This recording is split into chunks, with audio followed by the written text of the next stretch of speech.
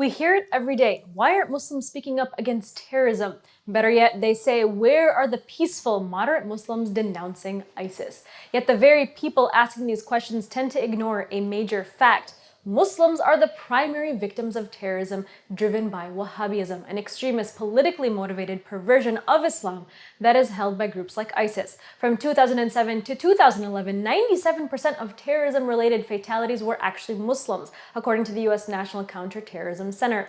And the United Nations found that from January 2014 to October of the following year, nearly 20,000 civilians were killed in Iraq, a country that is 99% Muslim, many of the victims of ISIS.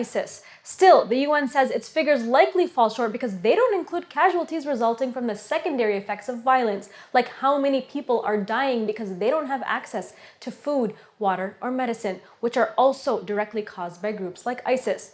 Ultimately, no one wants to see ISIS defeated more than Muslims. Yet so-called experts, those who claim terrorism is a tenet of the Islamic faith, disregard the victims through a very Orientalist generalization. Muslims have been killing each other for thousands of years, they say. Let them kill each other, they add. This civilization of jihad caricature has been carefully manufactured by those on the right in both media and government within neoconservative circles who profit from war. And while it might be the political bread and butter of the right, the left has folks like Mnar, who has made associating Islam with violence, barbarism, and female oppression a hallmark of his career. But somewhere in the stream of Islamophobic sentiment flowing from both sides of the aisle, they managed to get one thing right. Muslims have long been victim of extremist violence perpetrated by those who claim to share their faith. In fact, Muslims by the millions have participated in an annual march in Karbala, Iraq for the past 1,300 years to denounce just that. The 40-day religious commemoration known as Arbaeen, the Arabic word meaning 40, culminates in the largest peaceful gathering of humans in the world. And for many Muslims, it's steeped in a spirit of resistance. It's rooted in mourning the death of the grandson of the Prophet Muhammad, who died at the hands of the ISIS of his time. Now, with attacks on the pilgrims by ISIS and other terror groups becoming both frequent and deadly, this spirit of resistance has taken on particular significance in recent years. Now, when someone asks, where are the Muslims denouncing ISIS? Well, they should be advised to look no further than the 20 million people who risked their lives to commemorate Arbaeen in Karbala this year. But if you think the mainstream media would cover this as an important story, think again. In fact, outlets like Buzzfeed went as far as to accuse anyone saying the march was against ISIS as spreading fake news. Now, earlier this month, Mint Press republished an article from the American Herald Tribune, headlined "Media Blackout: Millions of Muslims March Against ISIS." The story explained the history of the annual pilgrimage, noting that millions of Muslims continue to make this journey despite the threat posed by terrorists like ISIS. It quickly went viral, eventually becoming a trending topic on Facebook. Now, Muslims, for once, were shown in an honest, positive light, which is a rare occurrence in the mainstream media. Now, the narrative in this story challenged the establishment's carefully crafted sectarian, violent jihadi culture caricature, a falsification used to justify those endless wars in the Middle East and Africa.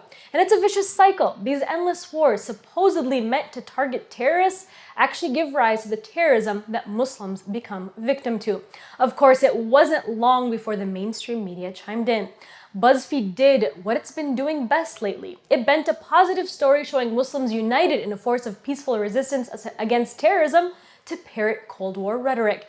Buzzfeed dismissed it as just another false story that should have never gone viral. The story's author, Craig Silverman, argued that the headline was misleading. The march was not, in fact, organized in direct response to ISIS. And citing reports from the Washington Post and the International Business Times, he argued that there wasn't even a media blackout. He even went on to say that it was just Russian propaganda, since RT was the only outlet that reported the march's connection to being resistance against ISIS.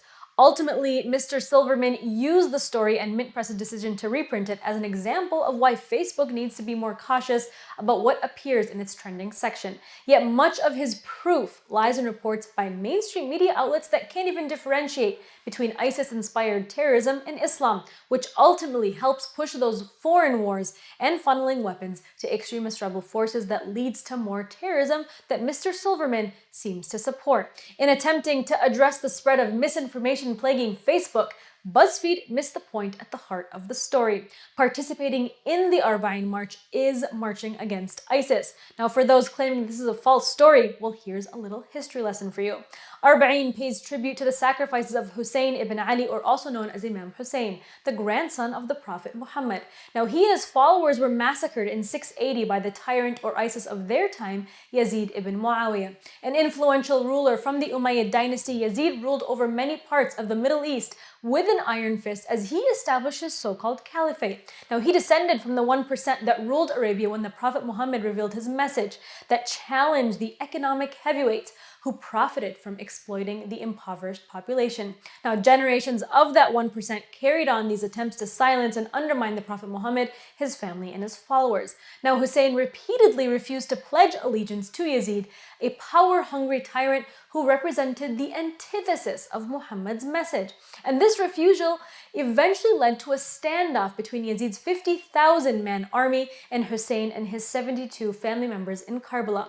Even in the face of certain death, Hussein refused to fight and refused to back down even while he and his family members were being relentlessly attacked. His refusal to accept oppression and tyranny echoes even today as an example of non-violent resistance against tyranny that is recognized by revolutionary leaders like Gandhi.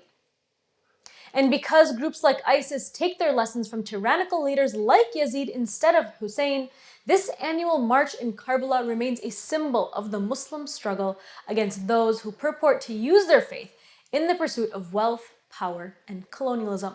While Arbaeen is a religious procession that's considered a Shiite Muslim event, it's pluralistic in nature. Sunni Muslims, as well as Jewish and Christian leaders, also take part in the march in a show of solidarity against injustice. It's honoring the legacy of a man who died hundreds of years ago when he wouldn't kowtow to the same brand of tyranny that ISIS wants to inflict upon Muslims today.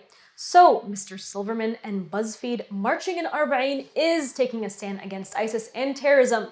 It's refusing to live in fear, and it's denouncing everything that ISIS stands for and celebrating everything that ISIS hates most.